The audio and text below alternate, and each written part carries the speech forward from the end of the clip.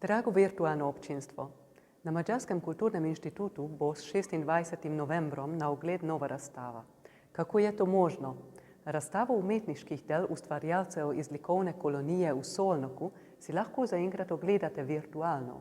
Upamo pa, da se bomo v prostorih naše galerije čim prej srečali tudi v živo. Ko bo naš inštitut ponovno odprt, vas z veseljem vabimo na obisk in ogled nove razstave. Kot uvod pa prisluhnimo umetnostnemu zgodovinarju Mihi Colnerju in kustosu György Verepesu, ki bosta povedala nekaj besed o razstavljenih delih. Skratka, razstava umetnikov iz umetniške kolonije v Solnoku je v bistvu predstavitev ene kolonije, komune, ki tam deluje že vrsto let. Skratka, umetniška kolonija Solnok je v bistvu stara že skoraj 120 let in je ena najstarejših v Evropi in v bistvu je predstavljala v madžarskem kontekstu eno v bistvu začetek tega tako imenovanega plein air slikarstva. V bistvu je bila zelo pomembna v razvoju impresionizma, skratka v času, ko so umetniki začeli odhajati v naravo in slikati od zunaj, v bistvu slikati krajino in tako naprej. Tako da v bistvu še danes je tudi v zbirki v Solnoku ohranjenih precej del iz tega začetnega obdobja, bom rekel, pred Prvo svetovno vojno in potem naprej. In zdaj umetniška kolonija v Solnoku je še vedno, kot rečeno, živa in ravno kar prenovljena. In v bistvu tudi sam sem imel ta privilegij, da sem Solnok obiskal v času festivala madžarskega slikarstva in tudi filmskega festivala in bil na ogledu pač te kolonije, ki je po mnogih letih v bistvu zdaj dobila novo podobo in moram priznati, da je izjemno opremljena in da je tudi zdaj, ko so umetniki že vseljeni, in veliko pomoč pri njihovem ustvarjanju. Skratka, v koloniji v Solnoku imamo livarno, imamo grafični atelje in v bistvu ateljeje in stanovanja za umetnike, ki lahko v bistvu tam živijo in delajo. Tako da je poleg tega pa se v bistvu je še v gradnji zraven tudi galerija, kulturni center, ki bo pa en tak prezentacijski prostor. Meni je v bistvu edino, kar mi je žal, je, da v bistvu zaradi same situacije v sam Solnok nisem mogel iti, da bi videl v bistvu, kako izgleda zadeva danes, ko je odprta, ko je delujoča in v bistvu kakšno vzdušje je tam med v bistvu to skupnostjo. A szolnoki művésztelep ezen kiállításának a címe szimbolikus módon és közvetlen formában is a Continuum címet viseli, ami folytonosságot, folytatást, folyamatos jelenlétet jelent esetünkben, és ez jelképezi a szolnoki művésztelep múltját, jelenét és jövőjét is egyben. Egy torony előtt állunk most, ami a háttérben látható, és ez épület formájában is szimbolikusan megjeleníti mindezeket a folyamatokat, mindezeket a törekvéseket.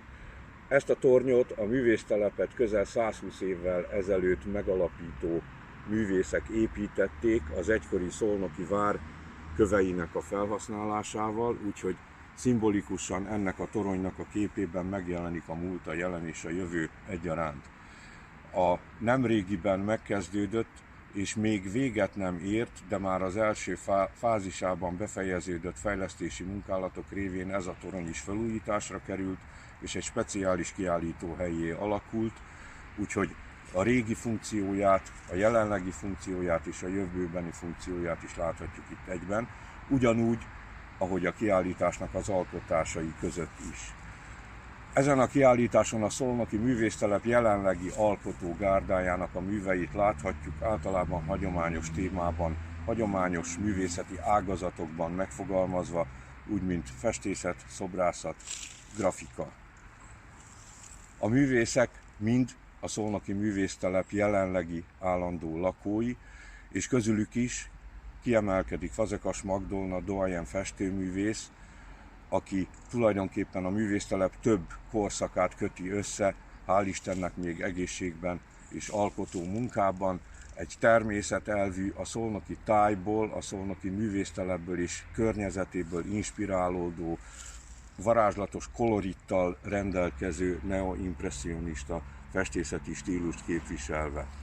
Szabó György szobrászművész egy személyes szimbolikát, a személyes lét esendőségét, a személyes lét kérdőjeleit, kérdéseit, vívódásait, az architektonikus környezet, az épített környezet mulandóságának a szerkezeti ábrázolásába oltva egy sajátos személyes mitológiát épít, ugyanúgy, ahogy Pogány Gábor Benő, aki a magyar őstörténetnek, a magyar mitológiának és az egyetemes mitológiának az alapjait oltja át egy személyes lét kérdéskörébe, és közvetíti elénk igen megkapó módon, mindannyiunk számára átélhetően.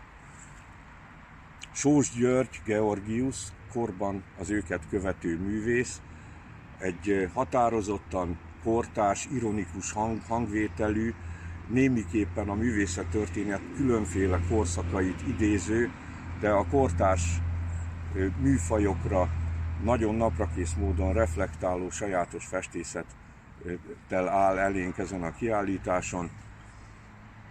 A fiatal szobrászművészek generációját képviselő Barát Fábián és Révi Norbert pedig a kortárs szobrászatnak a technikáit, eszköztárát vonultatják fel. Révi Norbert ugyancsak ősi mitológiai képekhez nyúl vissza, a napkorong ábrázolásához, az egyetemes jármű ábrázolásához, amik szimbólumaikban ma is ugyanolyan erőteljesek, mint akár több száz vagy több ezer évvel ezelőtt. Barát Fábián talált tárgyakra, ready-made-ekre, objekt trüvékre emlékeztető tárgyai ugyanúgy a természetből és az épített valóságból egyaránt építkező személyes struktúrák, amik tulajdonképpen a személyes emberi létnek a szimbolikus történéseit hordozzák. Király György festőművész meditatív művészete ugyancsak az európai festőművészet nagyon markáns, minimalista, de tárgyi, formai, figurális festészeti hagyományát idézik. A Morandi féle festészeti vonalnak a továbbgondolása ez mai szemmel, ugyancsak egy személyes létbe ágyazva. Két fiatal művész, a művésztelep legújabb lakói pedig teljes mértékben az úgynevezett posztmodern utáni festészetnek a képviselői, egy olyan fölszabadult, a festészetben, mint műfajban örömet lelő művészi attitűd megtestesítői, akik egyébként a fotónak a festészetbe való visszagondolását, újragondolását képesek megfogalmazni a festményeiken, elsősorban Posta Máté esetében.